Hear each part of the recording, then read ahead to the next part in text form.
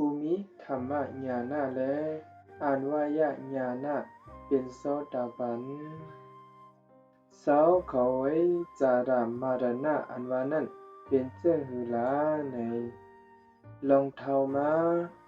ลองเก็บพังมาลองเขียววางมาลองหูหอกมา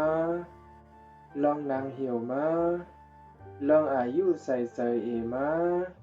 ลองมีตาหูผู้หนัง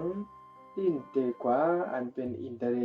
เก่งออกมาเสในพุทธปกเกิดเป็นมีมาตีในศตวรรษตั้งเสียงนั้นเปิงเป็นเฉพาะอันนายาวห้องว่าจาราดังเทาลองสู้ติลองไข่ไล่ลองแตกใหญ่ลองหายไหลกว่าลองใส่ใจไว้กว่าลองตายลองสุดโจปันกว่าลองขันธาดังไหลแตกแล้วลองปล่อยพาเป็ดตูกายะลองอินเตลิอันเป็นใส่ใจตีในตูกายะสัตว์ตั้งไหลขาดพุดกว่าเป็ดนั้นเพิ่งเป็นเฉพาะอันนายาวห้องว่ามารณะดังไต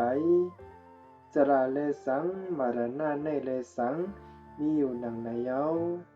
เจ้าเขาไว้ในห้องวัดจาระมารณะดังเท่าและดังไตอันว่านั้นยาวกบจากที่เกิดเป็นมีมาและจารามารณะจังเกิดเป็นมีมานั้นยาวกบจากที่รับหมดสุเสงอำกึศสังเลยและจารามารณะจังรับหมดสุเสงอำกึศสังเลยนั้นยาวเสดังมะกังอันมุนเมียดอันมีอังกาเป็ดเปิงในนั้นยาวเป็นข้อที่กรรมปฏิปดาอันเฮ็ดให้จารามารณะรับหมดสุเสงอำกึศสังเลย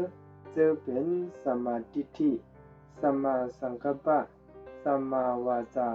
สัมมากัมมันตะสัมมาอาจีวะสัมมาวายามะสัมมาสติสัมมาสมาธิในนั้นยาวสองเขาไว้อริยสาวกะมาหูป่องตัวถึงจาระปารณะว่าเป็นหนังไหนหนังไหนผู้ป่องตัวถึงเงาหงะอันเฮ็ดให้จาระมารณะเกิดเป็นมีมาว่าเป็นหนังไหนหนังไหนผู้ป่องตัวถึงลองจาระมารณะรับหมดสุเสงอำกึศสังหรือว่าเป็นหนังไหนหนังไหนผู้ป่องตัวถึงข้อตือกรรมอันเฮ็ดให้สัตวะฮอดถึงอีอันจารามารณะสุเสงอำกึศสังหรือว่าเป็นหนังไหนหนังไหนเมื่อไรก็เมื่อนั้นยาวยันตั้งหูอริยสาวกานั้นห้องว่าญาณในธรรมตราธรรมญาณะในนั้นยาวซ้อมเลยอริยสาวกานั้นเอาดังธรรมตราในเสหันยาวผู้ยาวปุบเลยยาวอย่างลงถึงยาวและเป็นธรรมตราอันใจดื้อและอันมีขอบแหลมเขาย้ำอากาลิโกอริยสาวกานั้นนำเอาดังผู้นั้นกว่าสู้ตีอันเป็นอดีตป่วนมาและอนาคตเมื่อหนากว่าแทงว่าสมณะอำนั้นปรามณะเจอเลยในเขาย้ำอดีตป่วนมาดังหึงนั้นเลยหูจาระมารณะหรือตอนเยาเลยหูเงาหงะอันเฮ็ดให้จาระมารณะเกิดเป็นมีมาหรือตอนเยาเลยหูลองจาระมารณะรับหมดสุเสงอำกึศสังเลยนั้นหรือตอนเยาเลยหูข้อตือกรรมอันเฮ็ดให้สัตวะฮอดถึงเตียนจารามารณะรับหมดสุเสงอำกึศสังเลยนั้นหรือตอนเยาสมณะอำนั้นปรามณะเจอนั้นผู้เจ้าก็เลยหูหรือตอนเหมือนหนังอันเฮาเลยหูหรือตอนเยายามเดียวในนั้นเยาตึกสมว่าสมณะอำนั้นปรามณะเจอเลยแล้วเขาย้ำอนาคตเมื่อนาดังหึงนั้นตีหูจารามารณะหรือตอนตีหูเงาหงะอันเฮ็ดให้จารามารณะเกิดเป็นมีมาหรือตอนตีหูลองจารามารณะรับหมดสุเสงอำกึศสังหรือนั่นหรือตอนตีหูข้อตือกรรมอันเฮ็ดให้สัตวะฮอดถึงเตียนจารา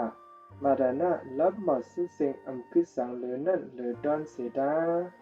สมณะอำนั้นปรามณะเสนั้นกุเสาก็ตีหูเหมือนหนักอันเฮาเลยหูหรือตอนยามเดียวในนั้นอยู่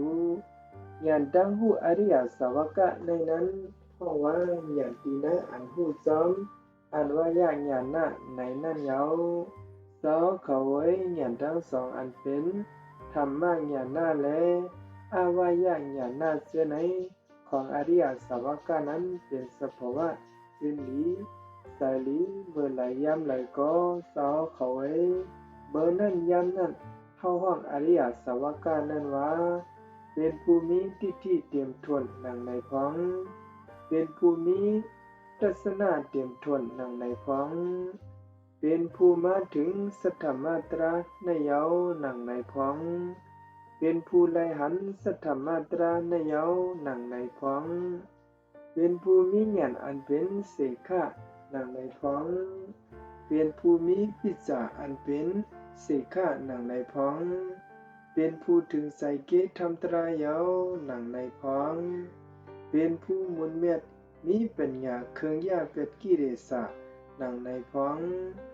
เป็นผู้เอื้อมพักดูอมตะหนังในพ้องนั่นเยา